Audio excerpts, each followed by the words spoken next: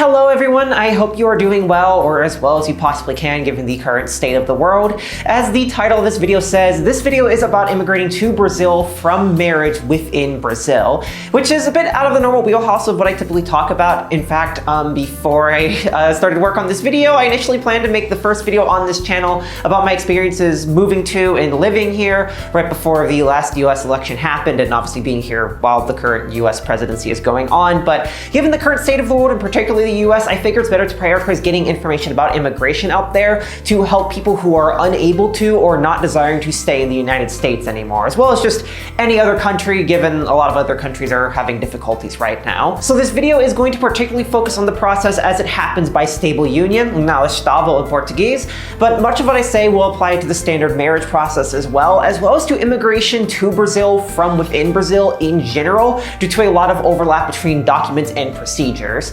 So for some quick background on where I'm coming from on all this, my name is Noelle. I'm a 24-year-old trans woman who was born in the United States. I work from home making videos about untranslated Japanese media and sometimes creating music for video games as a side gig. About a year ago, I moved out of an abusive living situation in the US to stay with my to-be husband in Brazil, which turned into a estável and finally permanent residency in an apartment within a city in the state of Sao Paulo. A major part of why I decided to move here rather than bring my husband to the United States was that the US state I was living in before moving here, the state of Ohio, had been threatening to take away protections for transgender people in restrooms and medically, and the country was getting progressively more hostile towards people like me.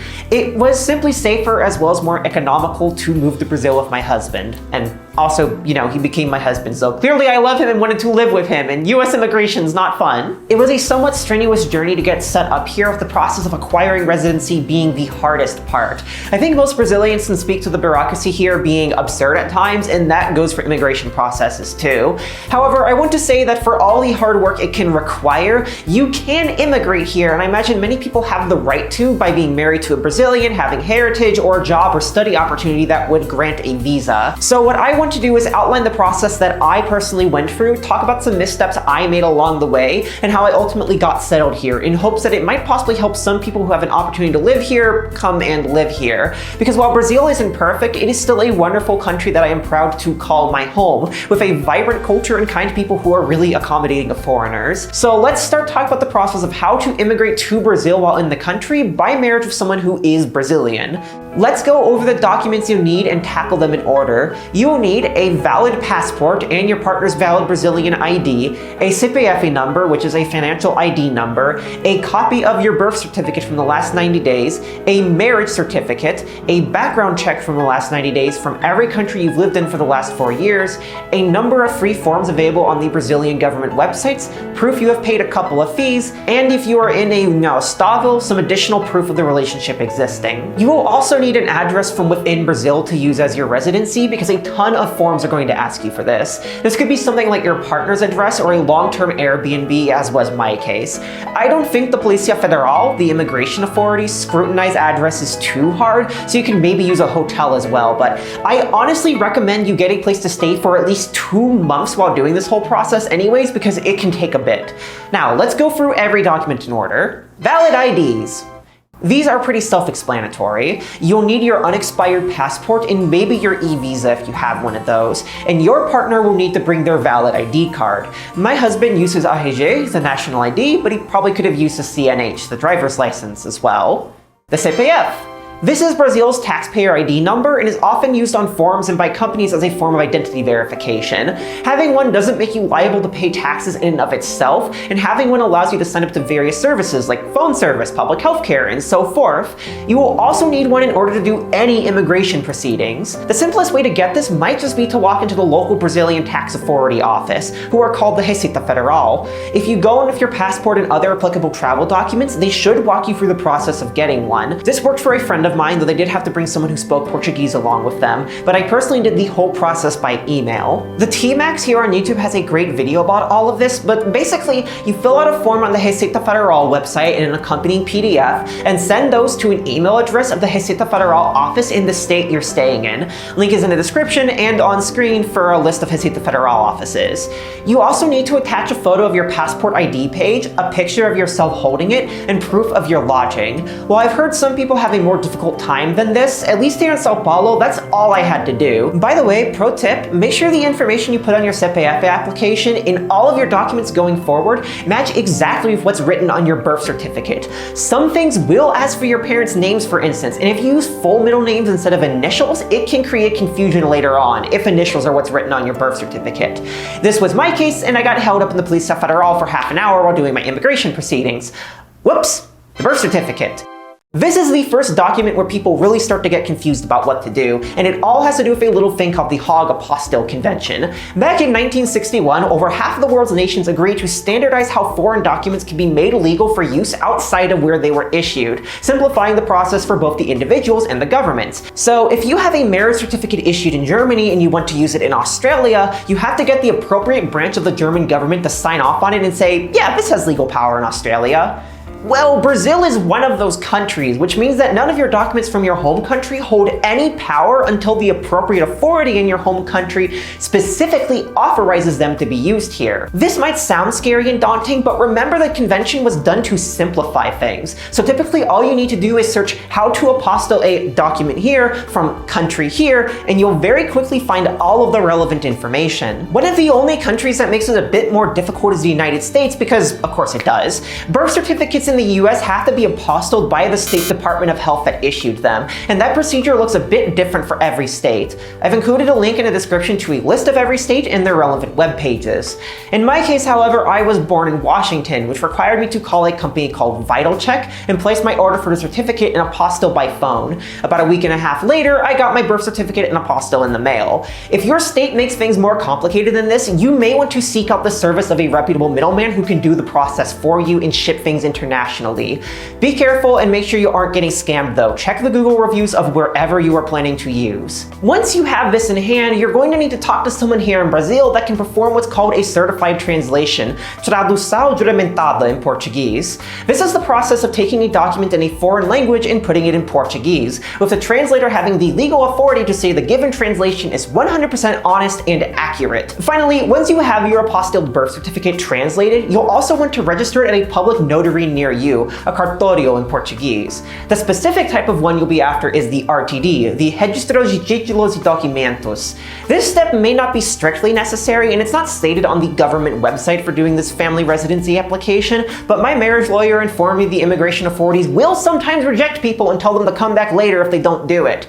The marriage certificate. So if you got married to a Brazilian abroad and you are now in Brazil, then as far as I understand, the process of getting it legalized here is similar to getting a birth certificate legalized here, but with an extra step.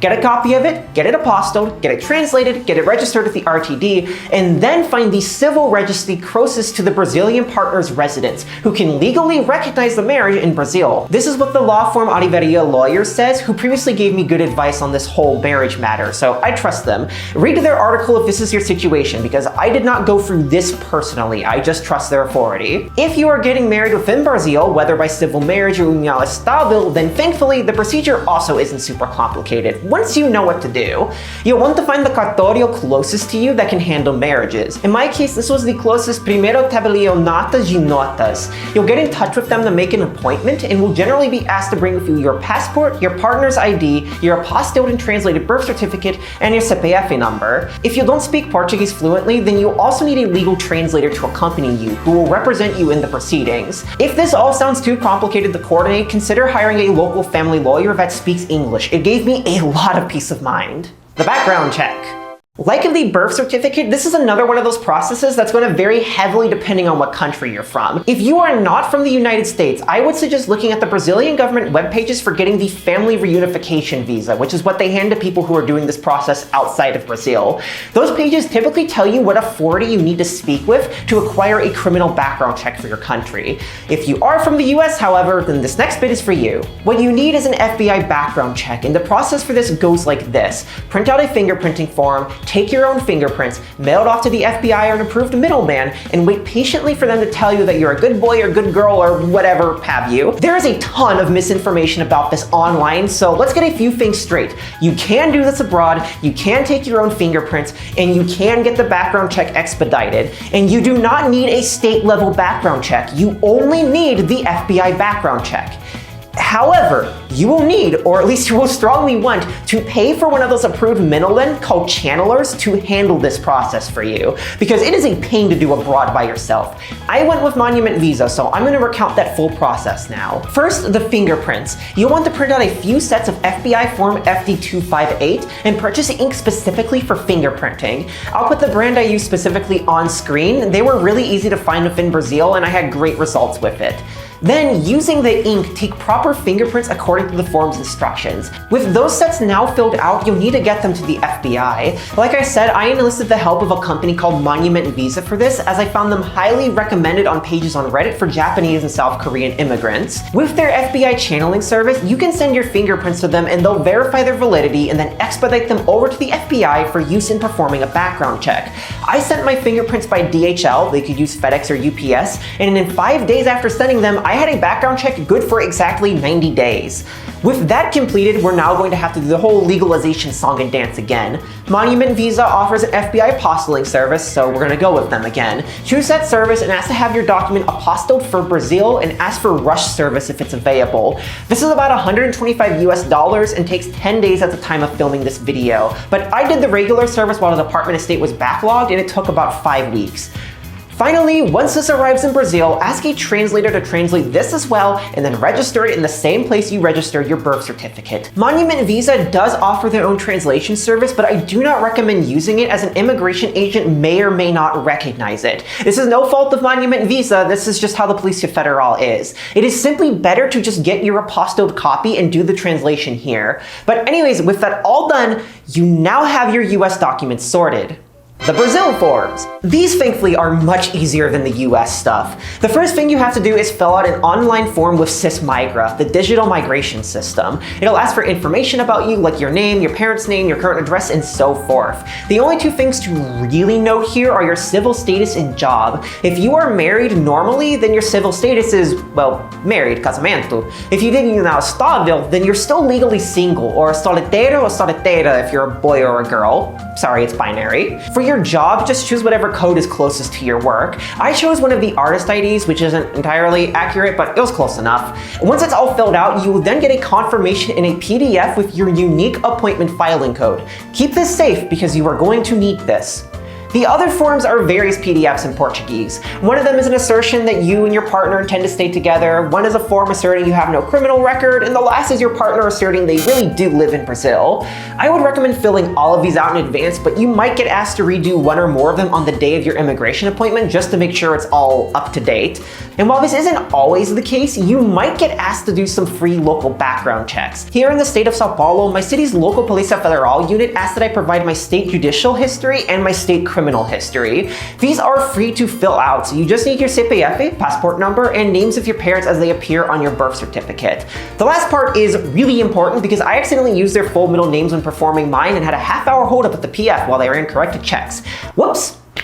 The fees. This is probably the easiest part of the process because it's just paying your dues to the government. There's a system called the Guia de Recolhimentos União, or GRU, that gives you a simple form to fill out and a list of codes to choose from for different payments. A link is in the description. You'll want to fill this out twice. Once for the payment code 140066 to pay for the immigration process itself, and once again with the payment code 140120 for the creation of your permanent residency card. I don't think these codes ever change, but you should look on the official webpage for the family reunion permit to verify they're still accurate when you do this. Link is in the description.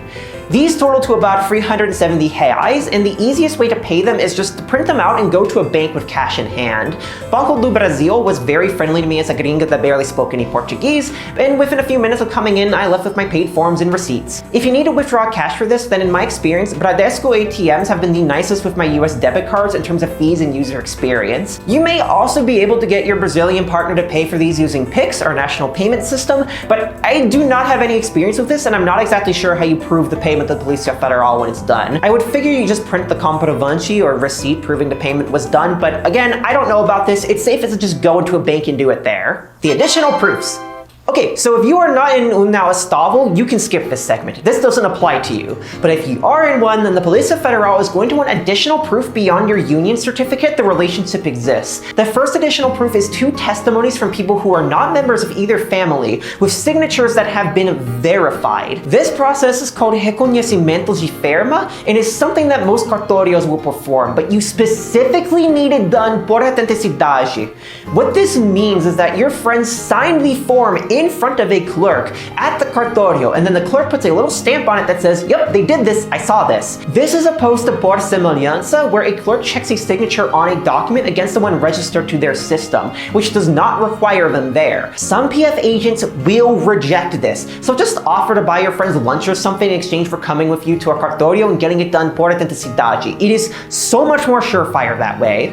The second document you need is some sort of extra proof that you and your partner are together. As the Brazilian government defines it, this can be proof of financial dependence from the Receita Federal, a religious marriage certificate, inheritance documents proving their relationship, life insurance where one person is a beneficiary and the other is the owner, a home or rental contract of both names, a joint bank account, or another document that proves the relationship, such as a health insurance policy. This is the part that gets a lot of people because a lot of these just aren't really possible to have unless you're already living in Brazil under another visa that grants residency permissions.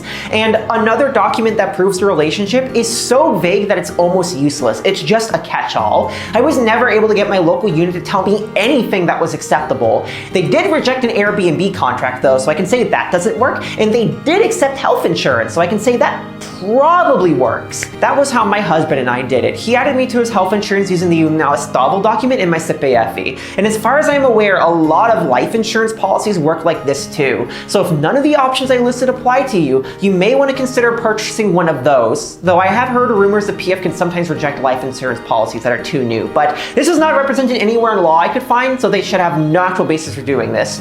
Or, you know, I guess you can write your will. That also works if you really gotta. There's also one other very uncommon but potential option, which is to go to family court and have a judge admit a proof of a stable union. This is not a particularly complicated process as far as I'm aware, but it is super uncommon and it requires you to seek a lawyer who can represent you in family court. It's not a complicated court process, but again, it's not something I'm familiar with, or really most people seem to be familiar with, and I am not a lawyer, so if you gotta go over this route, find a lawyer. Okay, so you've got all your documents in order, which means you can finally go through the actual process of acquiring your residency. The first step to any of this is to email your local Polícia Federal branch and ask for specific details about what you'll need beyond what's mentioned here, as well as scheduling requirements. Some offices will be walk-in, while others will require an appointment. While most units will follow everything I say in this video, each unit is unique, so please check with them if there's anything different you need to do. However, here's what my experience was. My local office wanted me to make an appointment, and for this I had to use a website called Agenda Web. I selected to make an appointment for the immigration service and entered my birthday and appointment code, my código de solicitação, which was on the paper SISMIGRA gave me after filling out the data. That's why that paper is important. From there, I was able to make an appointment with my local office. They opened up appointments for the week on a daily basis, beginning from an hour before opening to an hour after opening. So it was like 8 a.m. to 10 a.m. is when they'd make appointments. So I had to check for about 3 days before an appointment that would actually work for my husband and I opened up. After making it, I was given a paper with my stated time and purpose to be there, which I had to bring in with me along with my documents. Now, the first time my husband and I went in, we got rejected for missing the secondary proof and my Sao Paulo background checks. The second time around, we brought those and had success after a long 3 hours of talking and waiting. The process basically went like, we walked in, we said what we were there for, and then filled out the criminal history and relationship attestment forms again since they wanted fresh copies. There were also 2 others with our addresses and such just to confirm it all. After that, we waited for a while and got brought into an office room for the interview. It was just some basic questions about me and my husband and I's relationship, along with verifying information on my documents that had to do with parental middle names on my birth certificate, and then we got sent back to the waiting room while they scanned all my documents in. After that, they performed new background checks, again with my family names corrected, and then we got taken back in to take my fingerprints digitally, get an ID photo, verify my info, and they closed my case on SISMIGRA. After that, I got my temporary ID paper while waiting on my migrants registry card, my CRNM, to be produced in Brasilia and shipped to my local office. Which, despite people saying it would take months, and even the PF agents warned me of this, it took like 4 weeks to get it, and that includes having to schedule one final appointment with the PF to pick up my card, which I don't think they even needed because I never asked to see my paper when I went in, but I was told I should have one, so I made one anyways, made an appointment, came in, all was well. And so there we go. That's my entire process of immigrating to Brazil through marriage with a Brazilian while inside of Brazil. After finishing all that, we were able to get my other necessary stuff set up here. For a bank account, my husband and I went to Bradesco, and the clerk there was happy to open an account with me with 3 months of US bank statements as income proof, along with my temporary ID paper. We walked out the same day with an approved credit line and a debit card. For an apartment, we ended up going with Quinto Andar because they supported the temporary ID paper and accepted my US bank statements, with a note from my husband explaining that I was earning in USD and not in reais. And besides that, pretty much everything else has been smooth. We used Dr. Aliel to help me find bilingual doctors, and I was able to find a Portuguese teacher in my area, so right now I'm just working on getting good enough at it to pass the national test and acquire my citizenship. The last thing I should probably note is taxes, which is always a frustrating part of moving to a foreign country. Brazil is thankfully not the worst one as long as you understand the situation, though. If you are earning money from abroad or self-employment, you'll have to file your foreign income with the Carne Leal program on the Brazilian government website every month. I might make a separate video on this at some point for simple cases like mine, but you might want to seek out an appointment with a tax expert that understands foreign tax implications. Also, you can write off the taxes you pay to the Brazilian government on your US tax return. It does not help you with self-employment taxes, but it does prevent you from paying income tax to the US as well, which you should not have to do. You don't live there. Why would you pay taxes to there? It's only because they mandate it, which that's another thing. And that's everything. I realize this might be a lot to take in, but as I have said before, you can do this process, even if it's not the easiest thing. I've made this video in hopes that it can help people with their own journey to coming here. And if it has, consider leaving me a tip on Ko-fi or PayPal. Otherwise, thank you for watching and best of luck to you. Bem-vinda ao Brasil.